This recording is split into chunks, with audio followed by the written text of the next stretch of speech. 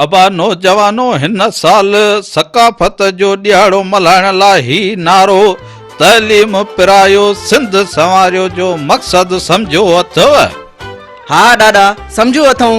हर साल वांगुरु असां बि रंग बिरंगी कपड़ा ठाराया आहिनि। खूब नचंदासीं ॻाईंदासीं ऐं सकाफ़त खे उजागर कंदासीं। अड़े बाबा नौजवानो सकाफ़त रुगो नचण ऐं ॻाइण जो नालो नाहे। सकाफ़त खे हर साल मल्हाइण जो मक़सद आहे त उनखे कीअं मज़बूत खां मज़बूत कजे। तइलीम पिरायो ऐं सिंध संवारियो जो मक़सद आहे त जेका क़ौम तइलीम जे मैदान में तरक़ी कंदी उहा क़ौम मज़बूत हूंदी ऐं उन जी सकाफ़त ऐं क़ौमी सुञाणप बि मज़बूत हूंदी। सिंध जी तइलीम ॾींहों ॾींहुं पोइते आहे। ॿियनि सूबनि जे मुक़ाबले में पिण हेठी सतह ते आहे। पर ॾाढा इहो कमु त हुकूमत जो आहे न। असां वोट ॾेई भोतार खे मेंबर चूंडियो आहे ऐं उन जो फर्ज़ आहे त जेको हुकूमती पार्टीअ खे असांजे ॻोठ जी तइलीम लाइ फंड वठे ऐं स्कूल जी बहितरी करे।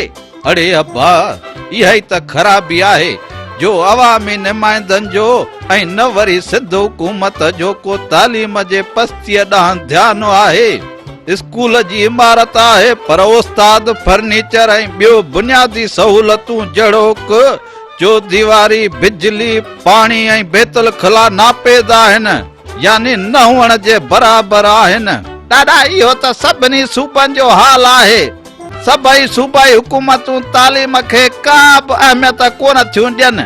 अड़े बाबा तव्हां भुलियल आहियो पंजाब ऐं खैबर पख्तूनख्वा सिंध खां तमामु घणो अॻिते आहिनि पर उन सां असां सिंधियुनि जो कहिड़ो तालुक। बाबा नौजवानो हर का बकरी पंहिंजे फाहे टंग बि ॿियनि जे हाल सां असांजो छा। लतीफ़ साईं फरमाए थो तांगे में ताणे ॿध पंहिंजो तुरहो उन में हाणे कोन ॾींदुई को ॿियो।